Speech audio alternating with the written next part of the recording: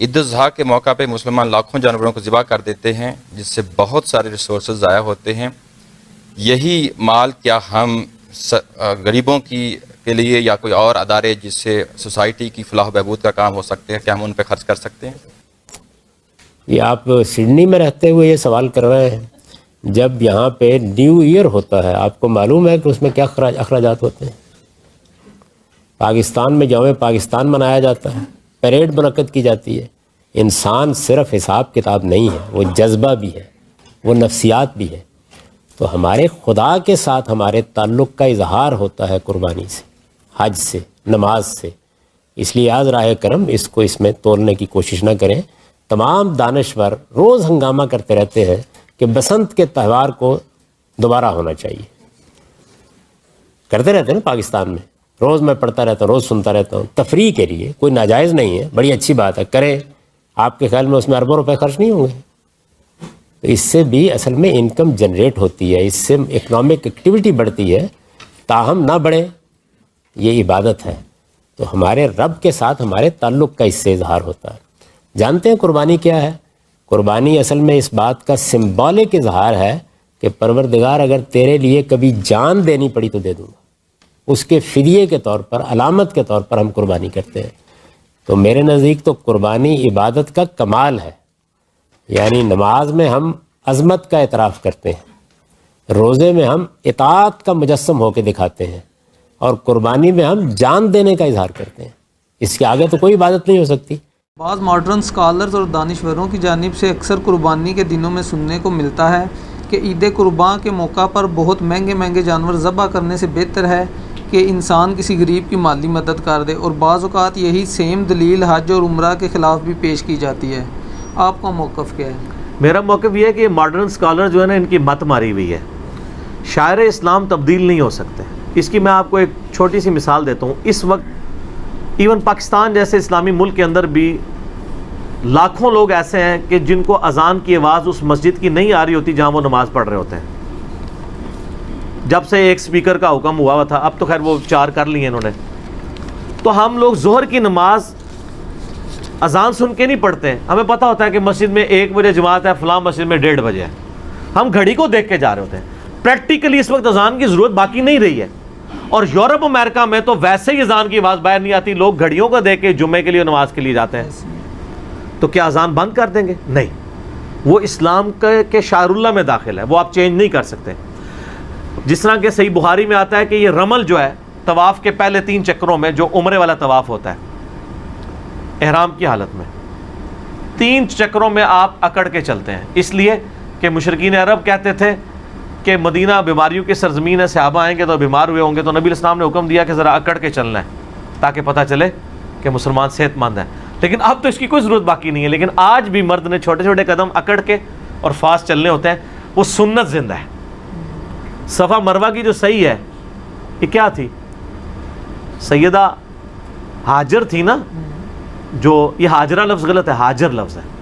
وہ دوڑی تھی پانی کے لیے، لیکن وہ اللہ نے کہا ان الصفا والمروہ من شعائر اللہ. صفا مروہ بھی اللہ کی نشانی ہے. حتیٰ کہ سورہ حج میں ہے کہ جو ہدی کے جانور ہیں، جو حج کے لیے قربانی کا جانور جاتا ہے، وہ بھی شعائر اللہ میں داخل ہے. حالانکہ وہ جانور ہے، شعائر اللہ میں داخل ہے، اللہ کے ساتھ اس کی نسبت ہو گئی ہے. بالکل اس طریقے سے یہ اسلام کے شاعر ہیں، ان کو آپ چینج نہیں کر سکتے. حتیٰ کہ اتنی سخت حدیث ہے سنن ابن ماجہ میں، المستدرک الحاکم میں، کہ نبی علیہ السلام نے فرمایا جو استطاعت کے باوجود عید کی قربانی نہیں کرتا وہ ہماری عیدگاہوں سے دور رہے. یعنی ایک ضعیف روایت بھی ہے کہ عید والے دن اللہ تعالیٰ کو خون بہانے سے بڑھ کے کوئی اور عمل عزیز نہیں ہے، لیکن وہ روایت ضعیف ہے. لیکن اپنے اصول میں یہ بات ٹھیک ہے، کیونکہ صحیح مسلم میں آتا ہے کہ نبی علیہ السلام نے جو آخری حج کیا تھا 100 اونٹ مولا علی کے ذریعے یمن سے منگوائے تھے. اور صحیح مسلم کے الفاظ ہیں کہ 63 اونٹ آپ نے اپنے مبارک ہاتھوں سے نہر کیے، کیونکہ آپ کی عمر مبارک 63 تھی. ہر سال کے حساب سے 1 اونٹ دیا، اور باقی 37 مولا علی نے کیے. تو نبی علیہ السلام تو قربانی کا اتنا اہتمام کرتے تھے. آپ نے کسی نے نہیں آپ کو مشورہ دیا کہ سر 63 اونٹوں کی کیا ضرورت ہے، اور 1 اونٹ آج 2.5-3 لاکھ روپے کا، کروڑ روپے کا اونٹ آپ نے اس وقت جو ہے وہ قربان کر دیے. تو یہ شاعر کو آپ چینج نہیں کر سکتے. البتہ اس کا ایک پہلو درست ہے کہ ایک بندے نے ایک حج کیا بڑی مشکل سے پیسے جوڑ کے، بس ٹھیک ہے، وہ حج تمتع کر لے، ایک ہی سفر میں حج اور عمرہ جمع کر لے. اب پورا سال پیسے جوڑتے رہنا اور پھر عمرے پہ چلے جانا، پھر پیسے جوڑتے رہنا، پھر عمر پہ جانا، یہ ایک عام آدمی کو زیب نہیں دیتا. اگر کوئی امیر آدمی ہے اور وہ ہر سال عمرہ اور حج افورڈ کر سکتا ہے اور غریبوں پہ بھی خرچ کرتا ہے، وہ ضرور کرے. ایک عام آدمی کا کیا کام ہے کہ وہ پورے سال پیسے اس لیے جوڑے کہ جا کے وہ خود مکہ مدینے کی سیر کر کے آئے. اینڈ رزلٹ تو مجھے نیکیاں چاہیے نا. اگر آپ کو ہزاروں حج اور عمرے کے برابر نیکیاں فرض حج کو چھوڑ کے، اس کا تو برابر کوئی نہیں ہو سکتا. وہ تو بخاری مسلم میں حدیث ہے، اسلام کی بنیاد 5 چیزوں میں ہے. 5 چیزوں پہ، نمبر 1 کلمہ، نمبر 2 حج، نمبر 2 جو ہے وہ نماز، نمبر 3 زکوٰۃ، نمبر 4 جو ہے رمضان کے روزے، اور نمبر 5 حج. ایک حج تو فرض ہے، میں نفلی حج کی بات کر رہا ہوں، کوئی اس کو پکڑا نہ لے بعد میں. کیوں خام خواہ پیسے جوڑ رہا ہے اس کام کے لیے؟ وہ پیسے کسی غریب کے اوپر لگائے اگر اس نے فرض حج کر لیا ہوا ہے، اور اس سے زیادہ ثواب کما لے، کیونکہ اینڈ رزلٹ تو ثواب ہے نا. تو میں نے تو الحمدللہ یہی نیت کی ہے. میں جب 2014 میں عمرے کے لیے گیا تو میں نے اپنے وائف سے خانہ کعبہ میں وعدہ لیا تھا کہ اب ہم نے پوری زندگی حج عمرے کے لیے نہیں آنا. حج 2007 میں کر لیا تھا، عمرہ 2014 میں کر لیا، اور وہ بھی اس کی ضد تھی. میں تو 2014 میں نہیں جا رہا تھا. میں نے کہا ضرورت ہی نہیں ہے، فرض تو نہیں ہے، ہم کر چکے ہیں پہلے. اس سے بہتر مصرف موجود ہے. پیسے کا سب سے بہترین مصرف میں اپنے سب کانٹیننٹ میں سمجھتا ہوں، مدارس کو آپ ضرور دیں، لوگوں کی خدمت کریں. سب سے بہترین مصرف یہ ہے کہ آپ کسی غریب بچے کی تعلیم کا خرچہ اٹھائیں. ہمارے ملکوں میں پاورٹی سرکل سے، غربت کے اس دائرے سے باہر نکالنے والی ایک ہی چیز ہے، اور وہ تعلیم ہے.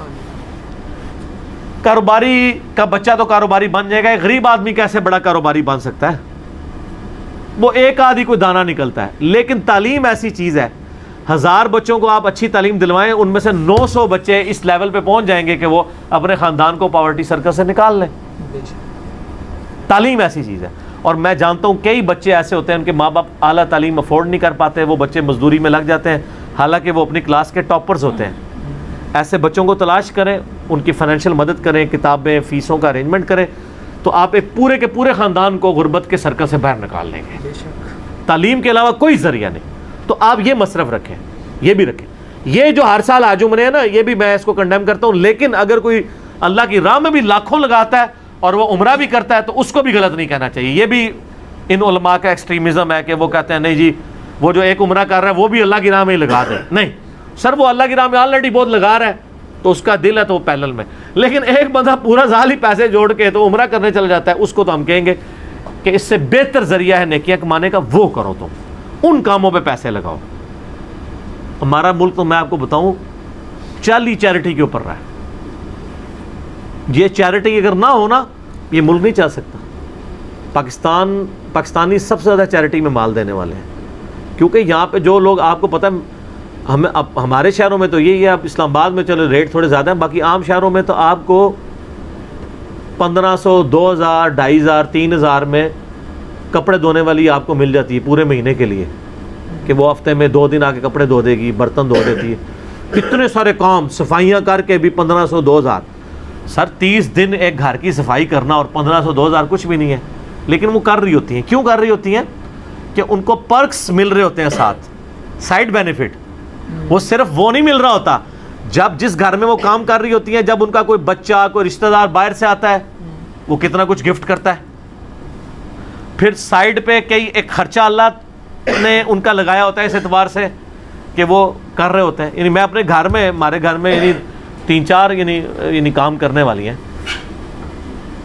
تو کئی ایک کے یعنی میری والدہ نے یعنی ان کے بچوں کی اسکول کے فیس کا خرچہ، یعنی وہ ہم سے ویسے تو مزدوری کی مد میں تو 3000 روپے لے کے جا رہی ہوں گی، لیکن فیسوں کی مد میں اس سے کئی زیادہ.